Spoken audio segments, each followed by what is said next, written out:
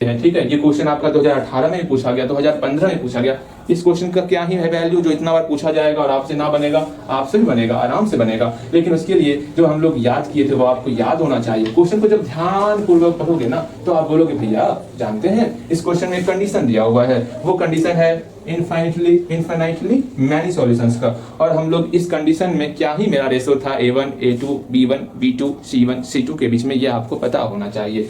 हम लोग 3 कंडीशन देखें। जब लाइन इंटरसेक्ट कर रहा हो तो बताओगे क्या ही कंडीशन था, बताना है आपको। अगर लाइन कोइंसिडेंट हो रहा हो, कोइंसिडेंट कर रहा हो, अगेन अगर लाइन जो है ये हटा दो, इंटरसेक्ट हो गया, इंटरसेक्ट नहीं, सॉल्यूशन के बारे में से बात करेंगे, ये सब जानते हो आप, तो सॉल्यूशन को लेके चलेंगे, मजा आने वाला। अगर लाइन का जो है एक यूनिक सॉल्यूशन होने वाला तो क्या इक्वेशन होगा ये बताओ। ए यूनिक सॉल्यूशन होगा तो क्या कंडीशन होने वाला ये बताना है। अगर नो सॉल्यूशन होगा तो क्या कंडीशन होने वाला है ये बताना है। अगर इनफाइनाइट सॉल्यूशन होगा, इनफाइनाइटली मेनी सॉल्यूशन होगा तो क्या कंडीशन होगा ये बताना है। जल्दी बताओ। तो आप बोलोगे भैया यूनिक सॉल्यूशन का मतलब लाइन क्रॉस कर रही है। जब लाइन क्रॉस करेगा उस कंडीशन में हम लोग जानते हैं क्या होता है, A1 by A2 does not equal to B1 by B2 होता है। ठीक है, नो सॉल्यूशन मतलब पैरेलल होना, पैरेलल होगा इसका नो सॉल्यूशन होगा। उस कंडीशन में मेरा कंडीशन था A1 by A2 equal to B1 by B2 does not equal to C1 by C2। और इनफाइनाइटली मेनी सॉल्यूशन में इसी के ऊपर एक और लाइन था, दोनों लाइन इसी के ऊपर होगा, तो मेरा कंडीशन था A1 by A2 equal to B1 by B2 equal to C1 by C2। आराम से तीनों कंडीशन को हम लोग देखते हुए इसको सॉल्व कर लेंगे।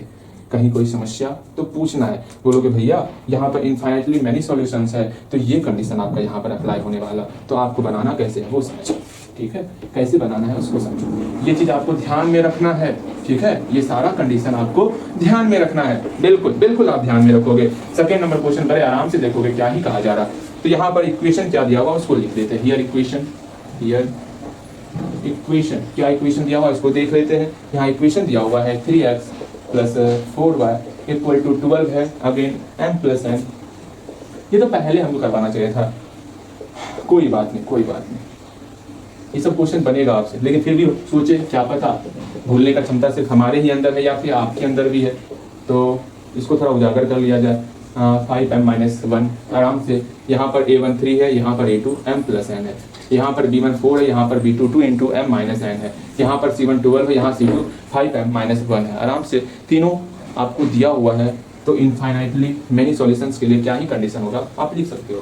फॉर इनफाइनाइटली मेनी सॉल्यूशंस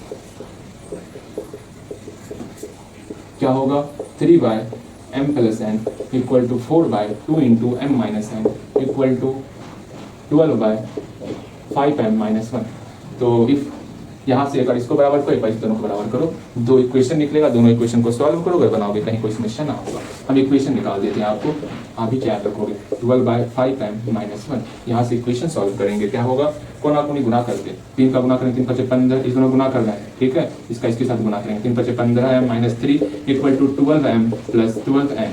आराम से सबको एक तरफ लेते आओ। ठीक है, तो 15m-12m -12n-3 इक्वल टू लड्डू 3m-12n-3 इक्वल टू 0। ये इक्वेशन फर्स्ट हुआ। इसी तरह हम लोग इसको बराबर करेंगे तो एक और इक्वेशन निकलेगा, दोनों इक्वेशन को सॉल्व करेंगे तो m और n का वैल्यू निकल जाएगा। जैसे ही m और n का वैल्यू निकल जाएगा हम लोग का इक्वेशन सॉल्व हो जाएगा। हम लोग को m और n का ही वैल्यू निकालना भैया, इसलिए आप नहीं बताए थे। हाँ जी, इसलिए हम नहीं बताए थे, समझ में आया, यहाँ पर इक्वेशन आ रहा था। चलो ठीक, बात को समझना है भैया, क्यों नहीं बता रहे थे। अगेन हम लोग क्या करने वाले, इसको इसके बराबर करेंगे 4/2 into m minus n equal to 12/5m-1। इस दोनों को सॉल्व करेंगे, यहाँ से एक और इक्वेशन निकलेगा। आराम से सॉल्व करोगे, बनाओगे, कहीं पर कोई भी समस्या नहीं होने वाला। दोनों इक्वेशन को सॉल्व करोगे और आपका m और n का वैल्यू निकल जाएगा। अगर यहाँ तक लास्ट प्राप्त हो ना, हम लोग अब इस चैप्टर को लास्ट करने वाले हैं, इसको अपने मन से नहीं कर पा रहे, उसका मतलब ये चैप्टर आपका बहुत ही कमजोर है। इस बात को समझ के चलना, और बहुत कमजोर चैप्टर मेरे राज में तो ना होने वाला। ठीक, हम लोग 2 क्वेश्चन और देखने वाले, वो और आसान होने वाला। इसके बाद का जो लेक्चर होने वाला ना, मक्खनदार क्वेश्चन, मजा आ जाने वाला है। हाँ जी, ऐसा क्वेश्चन मिलेगा, वो सब आपके एग्जाम में पूछा गया क्वेश्चन है, इसलिए मेरा इच्छा है कि बता ही दूं उन सारे क्वेश्चन को। उसके अलावा कुछ और भी क्वेश्चन है जो नहीं भी पूछा गया लेकिन है दमदार क्वेश्चन, सोच रहे हैं उसको भी बता ही दें, बिकॉज मेहनत आप करोगे तो हम उससे ज़्यादा मेहनत करेंगे। ठीक है, चलो ठीक है, हम लोग 2 क्वेश्चन और उतारेंगे। ओके।